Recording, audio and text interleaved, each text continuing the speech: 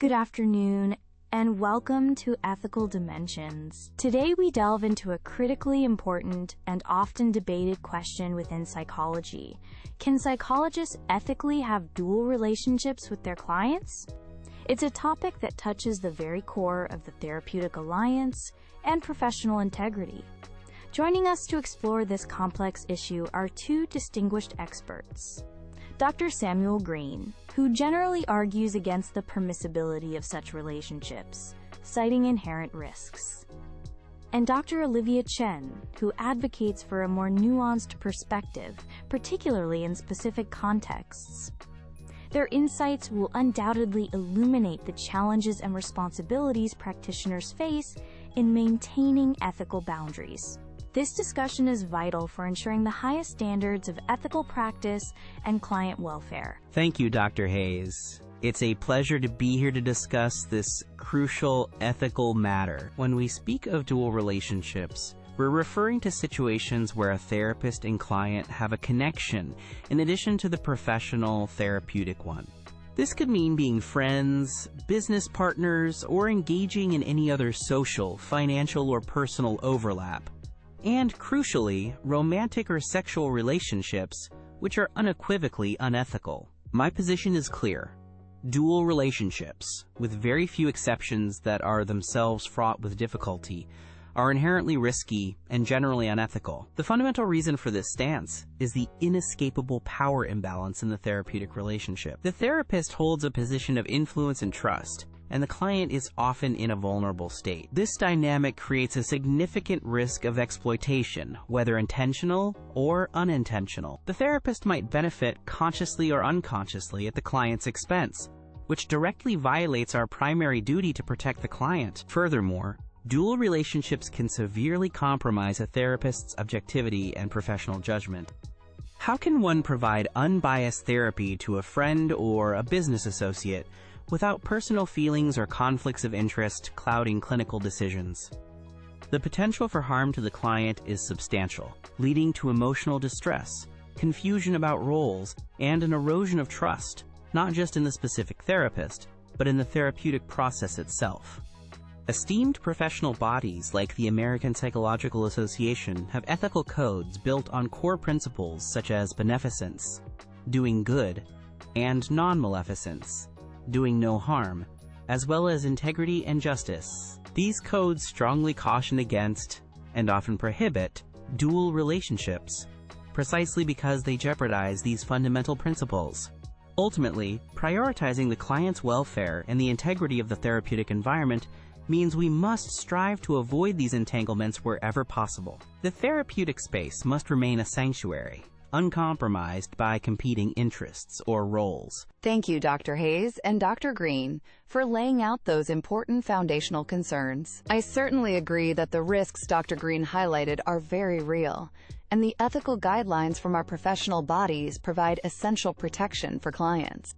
The default position should always be to avoid dual relationships due to the potential for harm, the power differential, and the risk to therapeutic objectivity. However, I believe that an absolute, unyielding prohibition might not always be practical, or, in some rare instances, even in the client's best interest, especially when we consider diverse practice settings. There are situations where overlapping relationships may be difficult to avoid entirely. Consider, for example, psychologists working in small rural communities or isolated settings. In such places, social circles are tight-knit, and a therapist might be the only available provider for miles.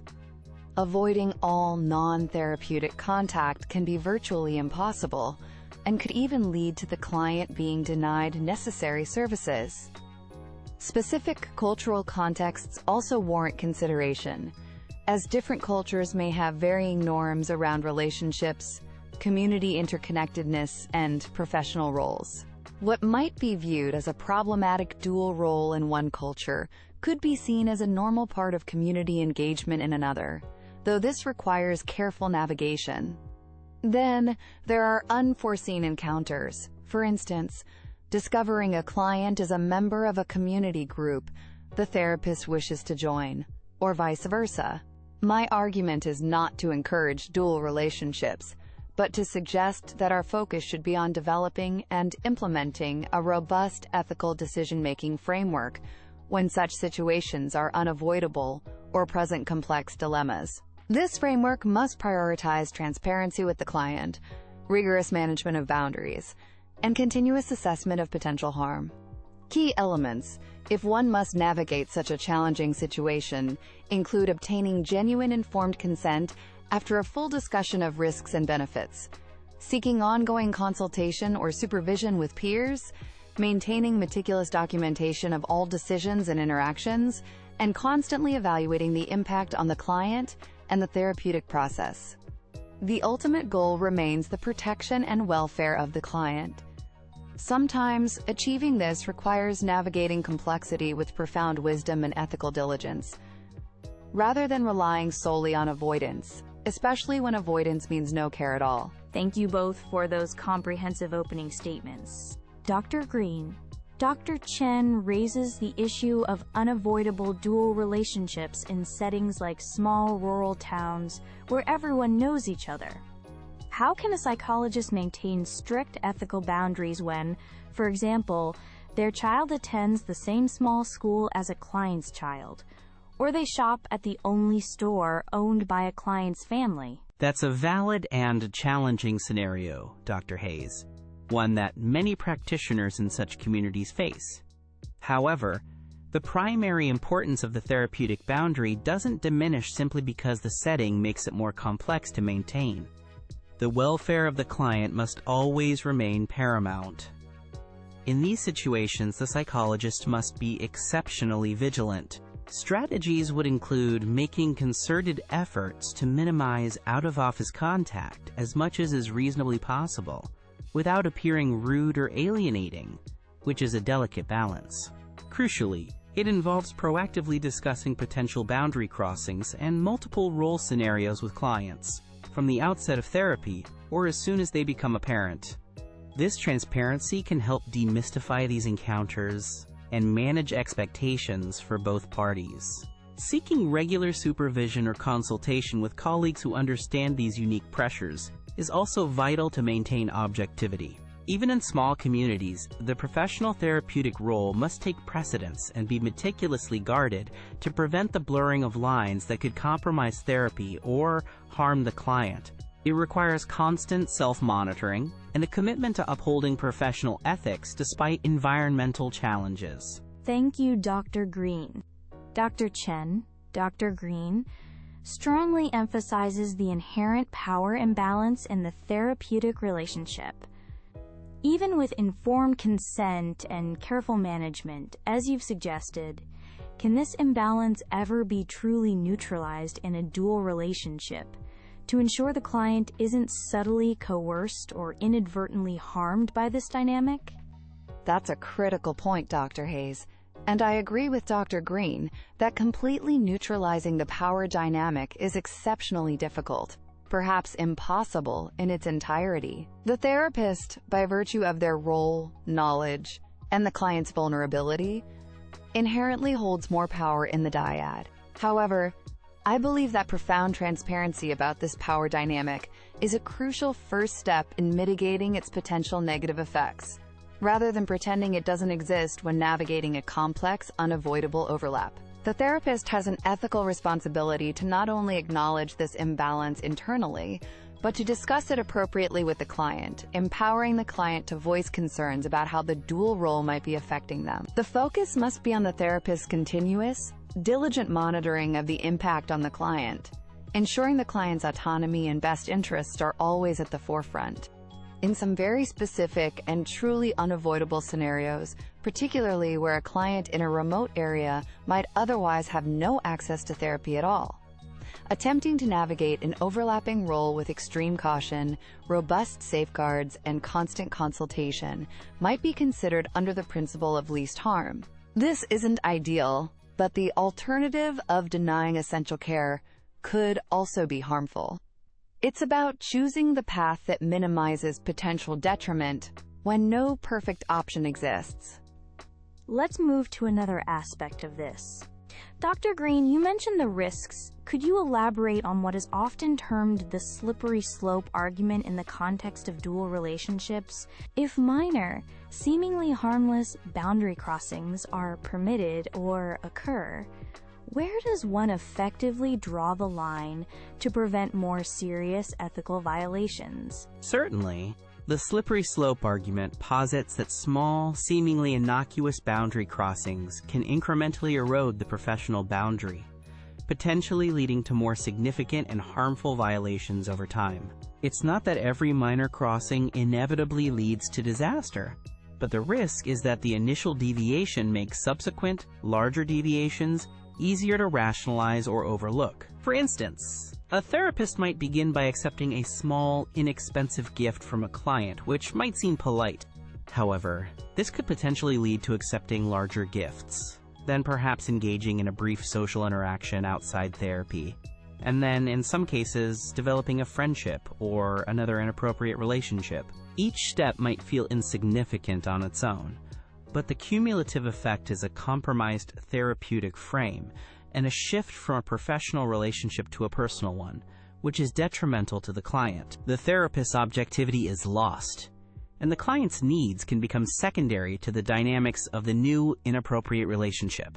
Therefore, maintaining clear, consistent, and well-understood boundaries from the very outset of the therapeutic relationship is by far the safest and most ethical approach to protect both the client and the integrity of the therapy. That's a clear articulation of that concern, Dr. Green. Dr. Chen, given your perspective on the potential necessity of navigating some overlapping roles, what specific and rigorous risk management strategies would you propose for a therapist who believes a dual relationship is genuinely unavoidable? Or, in a very rare and carefully considered case, justifiable for the client's ultimate benefit? This is where the utmost diligence is required, and such situations should be approached with extreme caution, never lightly. Firstly, mandatory and ongoing consultation with experienced colleagues, supervisors, or an ethics committee is non-negotiable. This provides an objective perspective and shared responsibility. Secondly, a very thorough and transparent informed consent process is paramount. This isn't just a signed form. It's an ongoing dialogue with the client about the nature of the overlapping roles, the potential risks, benefits, alternatives to therapy under these conditions, and the client's right to withdraw or seek a referral at any time without prejudice. All aspects of this discussion and the client's explicit consent must be meticulously documented. Thirdly, establishing and maintaining incredibly clear boundaries regarding any interactions outside the therapy room is essential. These boundaries should be explicitly defined and agreed upon. Fourthly, there must be a commitment to regular, formal review of the situation. How is this dual role impacting the client? Is the therapy still effective? Is objectivity maintained? This review should also be documented. The therapist must be prepared to refer the client to another professional if objectivity becomes compromised, if there's any sign of harm or exploitation, or if the client expresses discomfort that cannot be resolved. Finally, profound self-awareness and self-monitoring are critical. The therapist must be highly attuned to their own motivations, feelings, potential countertransference, and any subtle shifts in the therapeutic dynamic that could signal a problem. In closing, I want to reiterate that my perspective does not advocate for seeking out or taking dual relationships lightly. The default ethical stance must always be to avoid such entanglements, due to the very real risks Dr. Green has articulated. Risks related to power, exploitation, and compromised care. However, I argue for a nuanced ethical framework, one that acknowledges the complexities of real-world practice, especially in certain underserved or unique community contexts. This framework should empower therapists not to simply say no, when no means a client gets no help, but to engage in rigorous, ethical decision-making. This involves prioritizing client welfare and autonomy above all, Through robust strategies like extensive consultation, genuine informed consent, meticulous boundary management, and constant self-reflection. It underscores the therapist's profound responsibility and the absolute necessity for ongoing professional support and unwavering transparency when navigating these challenging ethical waters. The goal is always to protect the client, even when the path is complex. Thank you. My closing thoughts return to the foundational ethical imperative in our profession. Primum non nocere. First, do no harm. While I acknowledge the complexities that Dr. Chen has thoughtfully presented, particularly regarding service in isolated areas, I maintain that the potential for harm in dual relationships is significant, often insidious, and can outweigh the perceived benefits in most situations. The power differential is a constant, and the risk of impaired judgment or unintentional exploitation remains exceptionally high when personal and professional roles are merged. The slippery slope is a genuine danger, where small compromises can lead to serious ethical breaches, damaging clients and eroding public trust in our profession. While navigating challenging realities requires skill, I advocate for always erring on the side of caution.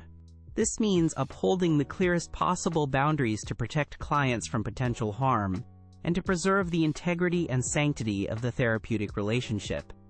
This clarity is our strongest safeguard. Dr. Green, Dr. Chen, thank you both for an exceptionally insightful and thought-provoking discussion today. You've clearly articulated the profound ethical considerations surrounding dual relationships in psychology. We've heard a strong case for maintaining firm boundaries to protect clients, grounded in the principle of avoiding harm, and also a compelling argument for a nuanced approach that allows for navigating complex realities with ethical diligence and robust safeguards, especially when access to care is limited. The core tension between these perspectives highlights that this is not a settled issue with easy answers, but an ongoing dialogue requiring continuous reflection, critical thinking, and professional consultation from all practitioners. What remains paramount, as both our guests have emphasized, is the unwavering commitment to client welfare and ethical practice. Thank you for joining us on Ethical Dimensions.